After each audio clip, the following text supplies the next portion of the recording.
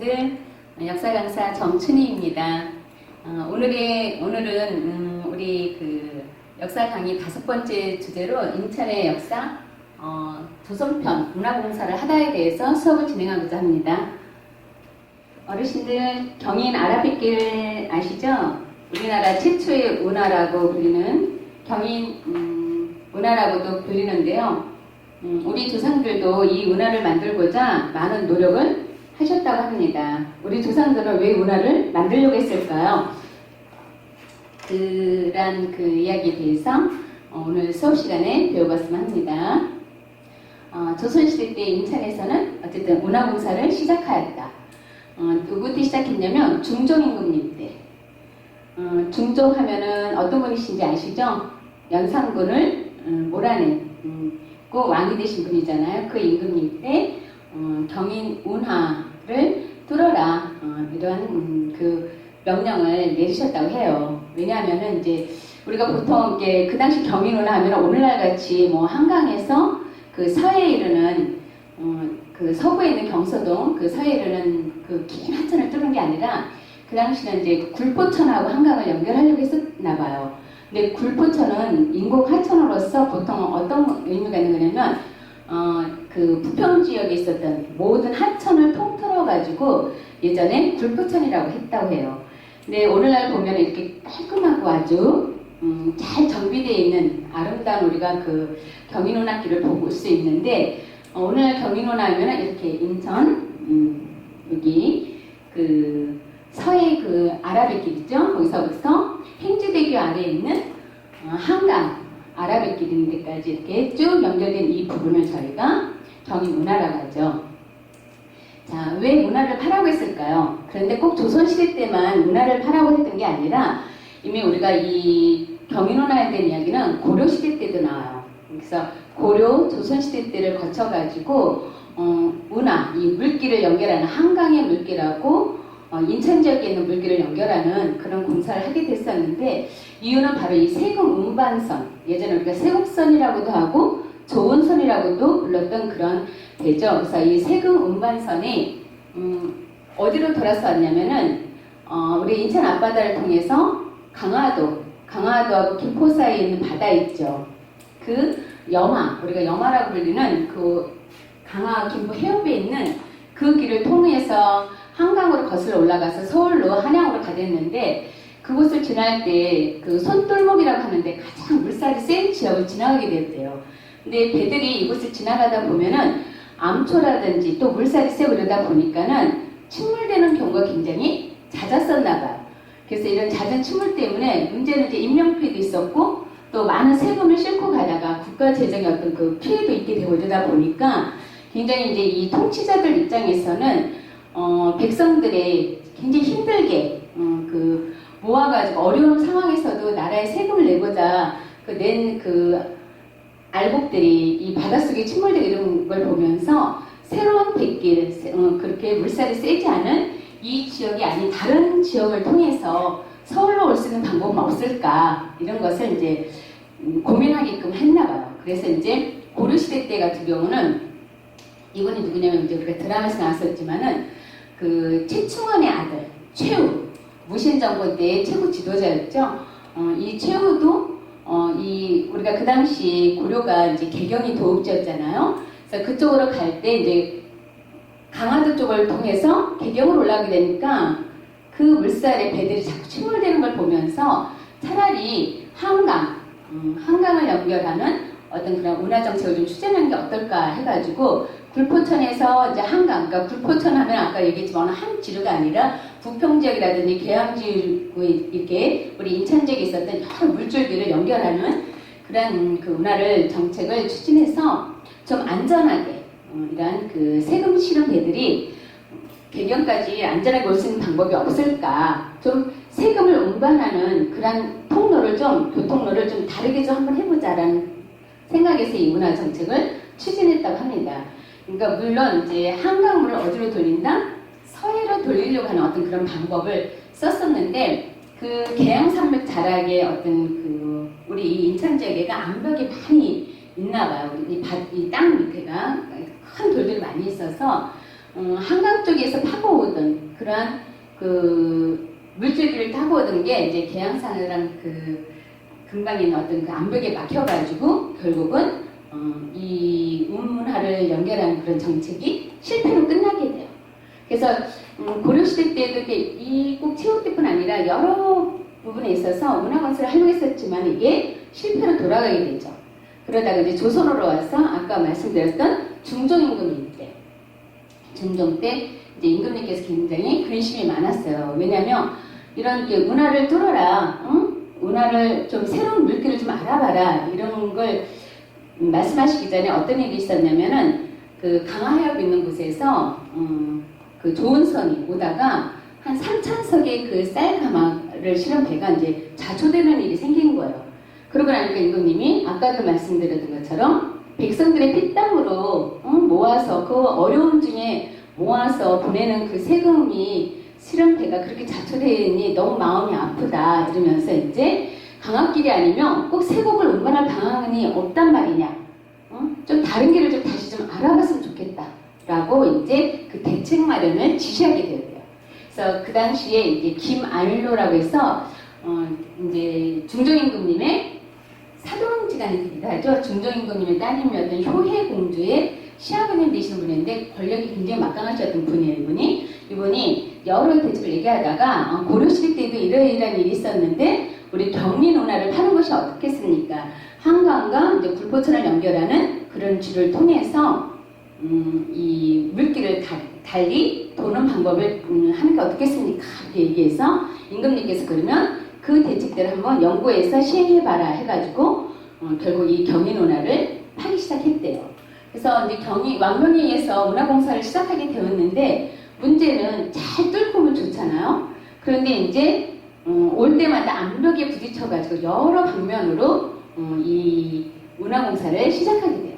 그래서 첫 번째 김한효가 채택했던 방법은 이거 우리가 이제 갯골이라고 해서 현재 가자동에 있는 예전에는 이제 거기까지 이제 물이 들어왔었으니까요. 그래서 갯골에서 동암 쪽으로 오는 어르신들 저기 그 남동구 간소고구리 보면 동암역 있잖아요. 예, 그 동암 쪽으로 오는 그 동암 방향 쪽으로 오는 그 물길을 이제 연결하게끔 했나봐요. 그래서 이제 그쪽으로 물길을 타고 오고 또 한쪽에서는 마주치 김포 이제 이건 어디냐면 고려시대 때 추진되던 그러한 그 물길이었는데 운하를 뚫기 위한 물길이었는데 김포에서 부평 평야를 거쳐서 동암 쪽으로 오는 방향, 그러니까 양 방향에서 서로 오면서 그 물길을 마주치게끔 하려고 했었는데 다 그렇게 오다가 그 동암 있는 그 주변에 400m에 걸쳐 있는 긴 암벽이 있었나봐. 그러니까 그 큰 돌이 나타나니까 거기서 멈출 수 없으니까는 그 물줄기를 내기 위해서 그 당시에 할 수 있는 방법으로는 다 해가지고 그 바위를 없애려고 했었는데 사람들이 한 달 동안 내내 매달려서 해도 뭐랄까 예전에는 오늘처럼 우리가 알고 있는 뭐 다이너마이트가 있는 것도 아니고 이러다 보니까는 그 돌을 이 암벽 긴 돌을 다 부실 수가 없었대요. 그래서 결국 여기에서 멈추고 말아요. 그러니까 여기서 멈추니까 얼마나 그 오는 그 몇 개월의 노력이 얼마나 허사로 돌아가게 됐으니까 얼마나 안타깝겠어요. 그래서 그러면 다른 길을 한번 또 알아보자 해서 두 번째로 남동구에 있는 그 장수동에 장수천을 깊이 파서 그쪽을 통해 가지고 이제 우리가 부천 쪽으로 해서 굴포천을 해가지고 한강 쪽으로 연결을 해야겠다 해서 또 했는데 그쪽을 또 하다 보니까 그 소래산 옆에 있는 오늘날 수월현 이제 수월현이라고 하는 그 수월이라고 불리는 동이 있는 데가 있는데 그 지역에 있는 또 암벽에 또 부닥친 거예요. 이 수월이라는 게 뭐냐면 물이 넘어가는 고개다 해서 무 넘어 고개라는 말도 있는데요. 그걸 이제 한자로 표현해서 물을 넘다 해서 이제 그 물숫자 해가지고 이제 그 수월현이라고 이제 나중에 그 동네 이름이 붙여지긴 했는데 어쨌든 여기서도 암벽에 부딪혀가지고 그 암벽을 파괴할 수 없어서 또 멈추게 됐어요. 그래서 김한로가 이 첫 번째 방법, 두 번째 방법 다 실시하다가 안 되니까 얼마나 안타까웠겠어요. 그래서 세 번째로 그러면 안 되겠다. 그래서 다시 이제 부평지구에서 이제 굴포천, 청천천, 가정천, 그래서 서해 쪽으로 빠지는 길을 또 만들고자 했는데 설마산 암벽에 또 부딪힌 거예요. 그러니까 우리 인천 지역에가 산도 많이 있지만 이런 바위, 이 땅 밑에 탁하는 바위들도 많이 있나 봐요. 그래서 이런 세 방향으로 하다가 결국은 다 암벽에 막혀가지고 모두 실패하게 돼요. 기말로는 임금님이 기대하고 기대했었고 자기도 큰 소리 치면서 얼마든지 할 수 있다 했는데 이런 세 방법이 막히게 되니까 밑에 사람들은 막 닥달했지만 그들도 어떻게 할 수가 없잖아요. 그래서 참 안타깝다, 원통하다 이런 그 마음을 가졌대요. 그래서 여기가 어디냐면은 이제 우리 그 오늘날 이런 그 인천적 여기에서 이제 이렇게 암벽을 뚫고 있는 모습 보세요. 이렇게 다 곡괭이나 이런 걸로 직접 손으로 뚫고 있는 모습인데 어쨌든 이러한 방법을 통해서 물기를 내지 못하게 되니까는 참으로 분하고 원통하다.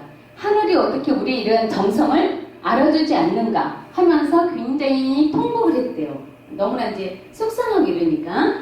그래서 이제 그분이 이제 그렇게 원통하다 막 이러면서 이제 통곡을 했다는 그 자리가 이 지역인데 이곳이 어디냐면 간서고거리에서 부평 상거리로 넘어오는 그 고개예요.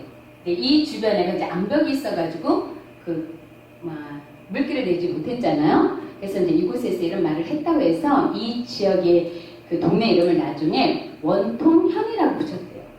그러고 나서 이 고개를 뭐라고 했냐면 너무 원통하잖아요. 그렇게 여러 노력을 했음에도 불구하고 이게 하나도 성공한 데가 없으니까 그래서 이 고개 이름을 원통이 고개라고 기말로가 이제 이렇게 원통하다 이렇게 하면서 말을 내뱉어서 이곳에서 그렇게 했다 해서 원통이 고개라고 하는 이름이 붙여졌다고 합니다. 어쨌든 조선시대 때에도 이렇게 여러 문화사업을 하고 그랬었는데 조상들이 그 세금을 안전하게 도읍지까지 운반하려고 물길을 뚫으려고 했지만은 그 당시의 기술로서는 굉장히 어려웠다라는 거. 그러한 사업이 결국 오늘날 우리가 이제 그 경인운하라고 해서 2011년도에 완공이 되잖아요. 여러 의미를 가지고. 그래서 이렇게 원통이 고개라고 하는 이름이 붙었다고 하고요. 그 다음에 또 이 원통이 고개라는 이름이 붙은 또 다른 설화가 있는데요.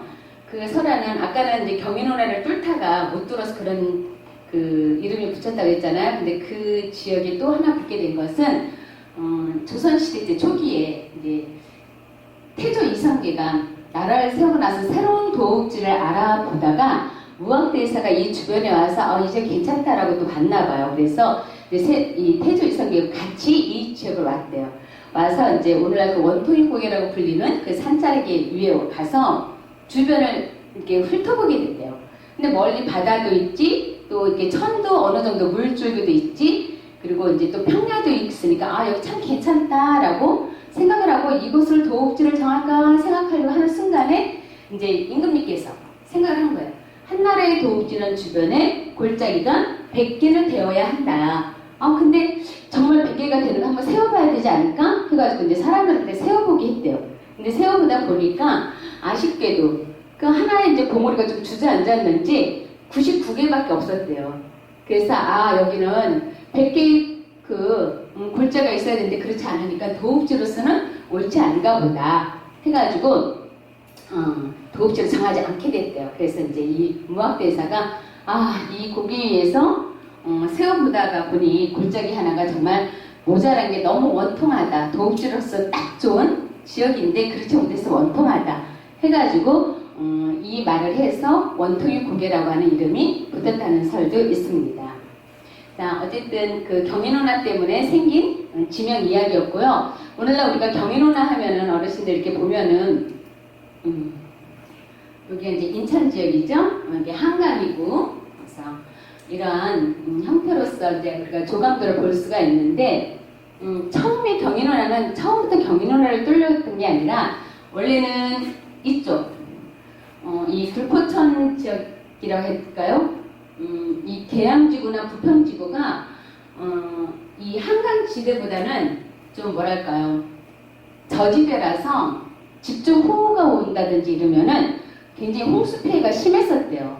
그래서 이제 1987년도에 그 셀마라고 하는 태풍이 왔을 때 엄청나게 이 계양지구, 부평지구가 그 폭우로 인해 가지고 한 3만 가구 정도의 이재민이 발생하게 되다 보니까 국가에서 이제 이 물길을 서해로 돌려서 물을 좀 잘 빠지게 하자라고 하는 그 굴포천 방수로 공사를 시작하게 되나 봐요.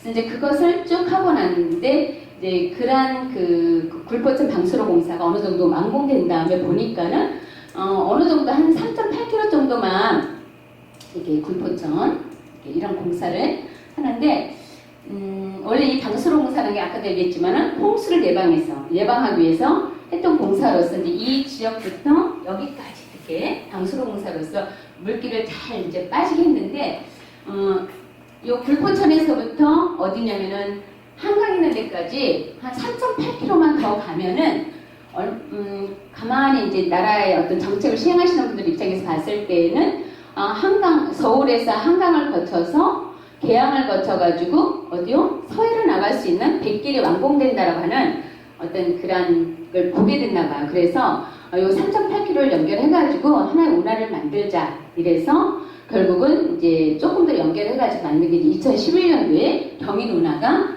완공이 되는 거죠. 그래서 경인운하 우리가 아라뱃길이라고도 하는데 이 아라라는 뜻이 바다라고 하는 옛말의 뜻을 가지고 있다고 그래요. 그래서 그러니까 아라서의 관문에서부터 어디요? 아라한강 관문이라고 해서 행주대교 이제 근방 있는 데까지 연결된 이 길을 우리가 경인운하라고 합니다.